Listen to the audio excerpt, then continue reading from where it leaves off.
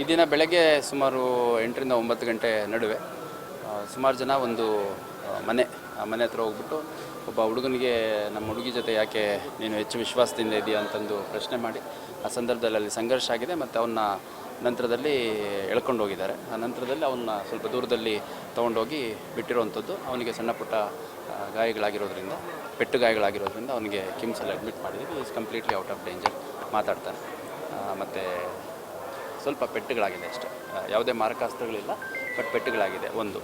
ಎರಡನೇದು ಅದಾದಮೇಲೆ ನಮ್ಮ ಹುಡುಗನ್ನ ಎಲ್ಲಿ ಕರ್ಕೊಂಡು ಹೋಗಿದ್ದೀರಿ ಅಂತ ಹುಡುಗನ ಕಡೆಯವರು ಒಂದು ಹುಡುಗಿ ಮನೆ ಹತ್ರ ಹೋಗ್ಬಿಟ್ಟು ಅಲ್ಲಿ ಕೂಡ ಅವರು ಸಂಘರ್ಷ ಆಗಿದೆ.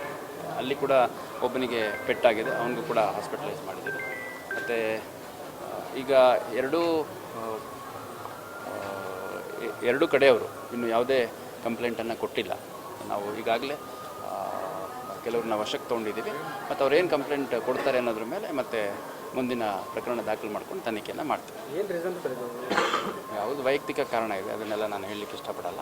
ಅವ್ರ ವೈಯಕ್ತಿಕ ಕಾರಣಗಳ ಹಿನ್ನೆಲೆಯಲ್ಲಿ ಈ ಒಂದು ಸಂಘರ್ಷ. ಅಲ್ಲ ಸರ್, ಈಗ ಹಿಂದೂಪರ ಸಂಘಟನೆ ಲವ್ ಜಿಹಾದ್ ಮಾಡ್ತಿದ್ದಾರೆ ಅಂತೇಳಿ ಹುಡುಗನ ಠಾಣೆಗೆ ಒಪ್ಪಿಸಿರುವಂಥದ್ದು, ಇವರು ಹೋಗಿ ವಾಪಸ್ ಗಲಾಟೆ ಮಾಡಿರುವಂಥದ್ದು.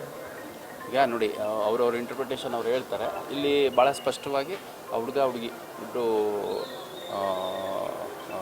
ಜೊತೆಗೆ ಓಡಾಡ್ತಿದ್ರು ಅನ್ನುವಂಥದ್ದು. ಹಂಗಾಗಿ ಹುಡುಗಿ ಕಡೆಯವರು ಈ ಒಂದು ಘಟನೆಯನ್ನು ಮಾಡಿದ್ದಾರೆ.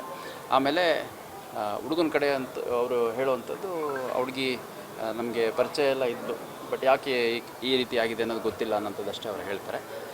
ಯಾವುದೇ ಇದ್ರೂ ಅದು ಠಾಣೆಗಳಿಗೆ ತೊಗೊಂಬಂದು ವಿಷಯವನ್ನು ಮುಗಿಸ್ಕೋಬೇಕು. ಅದು ಬಿಟ್ಟು ಮನೆಗಳ ಹತ್ರ ಹೋಗಿ ಗುಂಪುಗಳಲ್ಲಿ ಹೋಗಿ ಮಾಡೋಂಥ ತಪ್ಪಾಗುತ್ತೆ. ಅದಕ್ಕೆ ಅಗತ್ಯ ಕಾನೂನು ಕ್ರಮವನ್ನು ಕೈಗೊಳ್ಳಲಾಗುತ್ತೆ. ಸರ್, ಇದಕ್ಕೆ ಧರ್ಮಗಳ ಬಣ್ಣ ಬೆಳೆಯಲಾಗ್ತಾ ಇದೆ ಅನ್ನೋದು. ಒಂದು ಕಡೆ ಲವ್ ಜಿಹಾದ್, ಹಿಂದೂ ಮುಸ್ಲಿಂ ಈ ರೀತಿಯಾಗಿ ಹುಬ್ಬಳ್ಳಿ ಸೆನ್ಸಿಟಿವ್ ಏರಿಯಾ ಸರ್, ತಾವೇನು ಅಲ್ಲ ನೋಡಿ, ಭಾಳ ಸ್ಪಷ್ಟವಾಗಿ ಏನೇ ಅಲ್ಲಿ ಘಟನೆ ಆಗಿದೆ ಆ ಘಟನೆಗೆ ಅನುಗುಣವಾಗಿ ಕಾನೂನು ಕ್ರಮವನ್ನು ಕೈಗೊಳ್ತೇವೆ. ಅದಕ್ಕೆ ಬೇರೆ ಯಾವ್ಯಾವುದೋ ರೂಪರೇಷೆ ಕೊಡುವಂಥದ್ದು, ಬಣ್ಣ ಬೆಳೆಯುತ್ತದೆ, ಅದು ವೈಯಕ್ತಿಕವಾಗಿ ಯಾರು ಬೇಕೋ ಅವ್ರು ಮಾಡ್ತಾರೆ.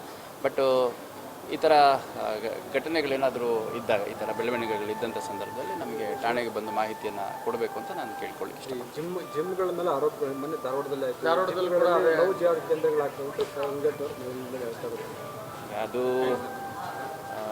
ಜಿಮ್ ಮಾಲೀಕರನ್ನ ನಾವು ಈಗಾಗಲೇ ಕರೆಸಿ ಜಿಮ್ಗಳಲ್ಲಿ ಯಾವುದೇ ರೀತಿ ಏನಾದರೂ ಅನುಮಾನಾಸ್ಪದ ಚಟುವಟಿಕೆಗಳಾಗಲಿ ಅಥವಾ ಅಲ್ಲಿ ಅಪರಾಧ ಅನಿಸೋ ರೀತಿಯಲ್ಲಿ ಏನಾದರೂ ಕೃತ್ಯಗಳು ಆಗ್ತಾಯಿದೆ ಅನ್ನೋಂಗಿದ್ರೆ ನಮಗೆ ಮಾಹಿತಿಯನ್ನು ಕೊಡಿ ಅಂತ ನಾನು ಹೇಳಿದೆ.